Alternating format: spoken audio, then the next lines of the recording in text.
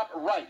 The time on the left will be the finishing time and also the time to beat. Yesterday, in the fastest training run, she was 1:33. Right. She's taking those bumps well. You want to think about absorbing today. And it's a long flat she's on now, and she's looking great. There's her first interval time, 28:21. We'll get two of them for you. She looks great. She's low, and she's keen today to win this race. I'm telling you, this would just be a wonderful day for Canada. Jerry's won every run, and she's excited. Jerry's parents arrived yesterday from Kimberley, British Columbia, which is her home. We'll get another interval time for you, just over the 1 minute on the top right. This is artificial snow today that they're racing on. It's kind of slick snow. You can hardly get an edge on it, but it's quick, and it might be a little quicker with that wind today at their back.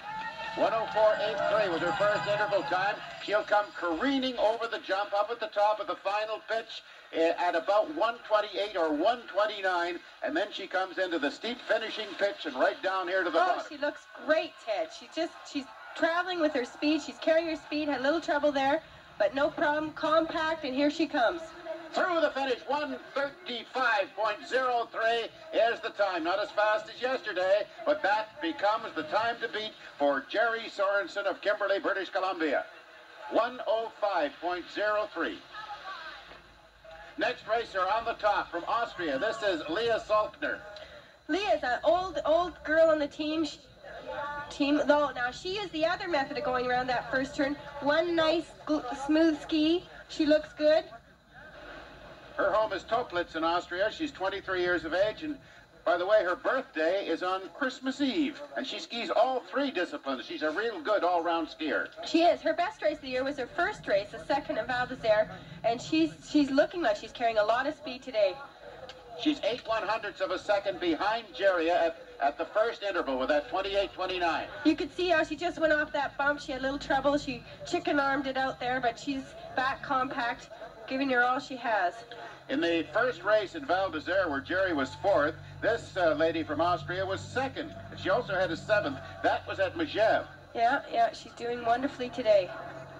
These girls are all going to be having their extra bit of keenness for this race today, and the Europeans are all extremely keen to do well here in Canada. They've had a little trouble with the course this week, but they've had this little bit of jet lag, I think, and sort of going to the other side. So the Canadians are here today, and they're all happy, and it's exciting. She was behind Jerry Sorensen's time with her second interval of 1:05.20. That put her about half a second behind. Now we'll watch as she's approaching the last jump that puts them onto the face of the final pitch. And right now she's behind Jerry Sorensen. Didn't have a good line there. No, she didn't. Here she comes. No. She did come down the bottom pretty quickly, but she's almost a second behind her. That 1:36.45 is in second place right now. This is the McCullough run. This is Caroline Attia from France. Right here we have no camera for about 4 or 5 seconds. It's impossible to put a camera because of the design of the hill up there, but you'll see her right back in again. You'll see her time on the top right. Here she comes, and that is the time to beat Jerry Sorensen's 1:35.03 on the left. Attia is a great girl. She's a short girl. She has a lot of good glider, a lot of good possibilities here today for her. She's won at San Sicario, and she's really keen today. She's done quite well in the training. She's a great glider. She's on dinosaur skis, and she's got good possibilities here today. She is just narrowly 4/100ths behind Jerry's time for the first interval. We'll see what she does at the second one. Caroline Attia from France, 22 years of age. She took away one of the wins from the Swiss team. Maria Walliser and D'Agostini, as we all know, have won 5 out of the 7 races this year, and Attia won one of the ones that they didn't, and it was a really great race that day for her. That interval is 3/100ths of a second ahead of Jerry Sorensen's time. Now in training, Jerry did better than any of them on the bottom part of this course, so we're just going to have to see if her time is going to hold up, because Attia from France, who seems to like it here too, is looking very good on this run. She certainly is. She's nice and compact. Oh, she broke it there a bit. Oh, had trouble there a little wide. But here she comes into the finish looking good. No, she didn't quite do it. 1:35.88, so Jerry is still the leader. This one has gone into third place. She's got a good lead still, Jerry.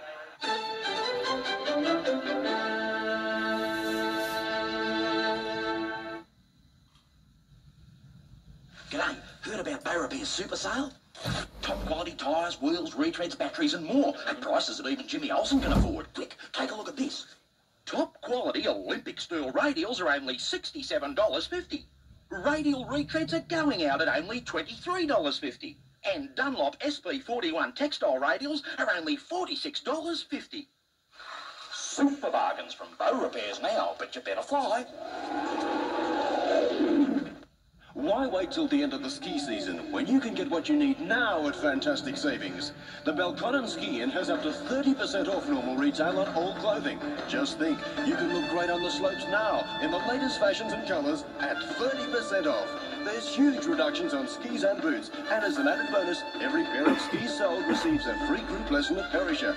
The Belconnen Ski Inn, Level 1 Belconnen Mall, entrance through Lifestyle Living, Alton Benjamin Way. Marie-Lucie Waldmeyer, another of the French girls. Now, the best interval time is 28.21 for the first interval. The best interval time for the second is 1:04.80. That was by Atya. This is her French teammate.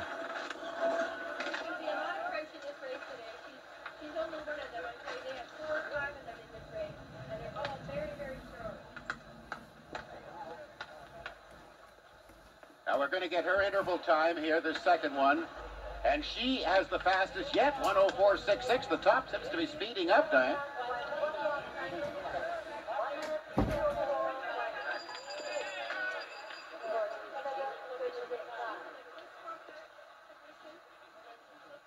Marie-Lucie Waldmeyer.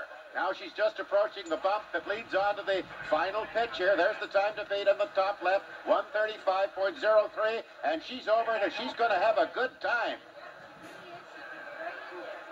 No, she has not caught up with Jerry, 1:35.67. Jerry's ability to handle the bottom of this course is still holding up for her. That girl has actually moved into second place, though, with that run, and back up at the top for Switzerland, Maria Walliser.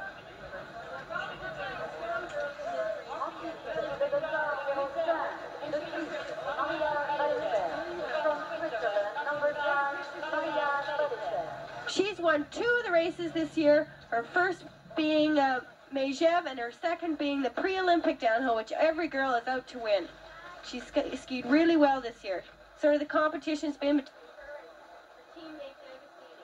Ranked 4th in downhill at the age of 19. Last year she was great.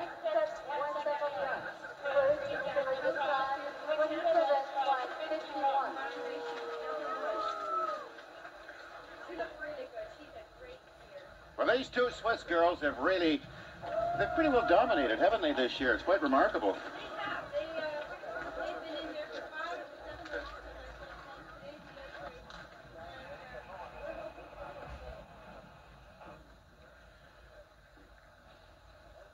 Here she comes in a really good position. She's taking those turns well. Holy smoke, she's almost 2 seconds ahead of anybody else at that interval. Yeah, she's probably got those fast skis on today. Everything's tuned up, and the race is a different... Oh, she had trouble there. She opened right up. That'll be a little bit of time lost for her, but I'm sure she'll catch up. She's doing really well, Ted. Well, she was almost 2 seconds ahead of Sorensen's time at that interval, and oh, she's quick coming down the top. She's going to have the fastest. She's going to be right in there. She'll be right in there, Ted. Oh, yes, 1:32.93. She has taken over the lead by a wide margin from Jerry Sorensen. That is exciting, Ted. That's the best time all week, that one. Marie Walliser of Switzerland has taken over the lead. And up at the top is her teammate who has already got the World Cup locked up with 105 points, Doris D'Agostini from Switzerland. She took that turn very well, Ted. She used the method of just going around it with one nice smooth ski. And those girls are fast today. They've got those skis all tuned up, and they're up there really trying hard. Well, D'Agostini didn't have very much good to say about this course. She said after a couple of trial runs that she didn't think it was much of a course at all. It was too flat in the middle. To which Jerry Sorensen replied, well, if it's that easy, how come they're not going faster? Well, today the Swiss, at least the first Swiss, Walliser, who is the leader now, was going very, very quickly. We'll see what kind of an interval time D'Agostini has. She's looking very well. She's taking those bumps nicely. She's great at absorbing those bumps, which is an important factor on this course. And she looks really, really good, Ted. She's compact. She's a really tall person. Her tips came up there a little. She got, back a little. Probably should have pushed forward more. But she looks great. She's really keen today. And she, too, is going to be way ahead of Sorensen as she is under 103, 102.79 at that interval. And this, at least, I think, is going to put her into second place. If she doesn't catch her teammate and go into first, she's big and strong, and she might carry a little more speed to the final pitch. She really wants to win here today. Her dream is winning that downhill title. She's had it taken away from her a couple times with Nautic, and last year, a French girl. She's really happy to win that, and she's won it already. But here she comes today, hoping to win. No, but she is now in second place, 133.64. D'Agostini has moved into second place behind her teammate Maria Walliser. And the Swiss right now are 1-2. In the starting gate is Claudine Eminet, also from France.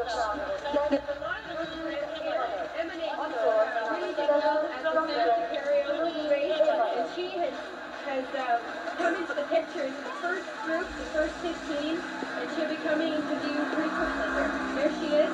Eminet is only 20 years of age. She looks really good, taking the bumps well. Now this course, it's going to hold up for everyone. It's going to be a good race. The later girls will have just as good a chance as these beginning girls, if not better. And everything looks just super here today.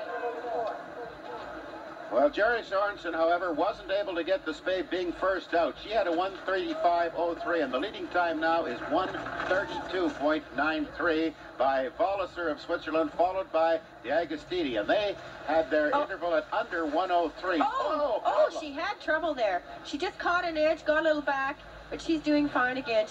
That happens quite often. That's going to affect her a slight bit.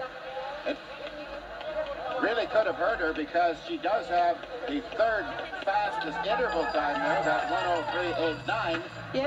Yes, she's doing well though. She's making up. Could you get me some Chanel No. 5?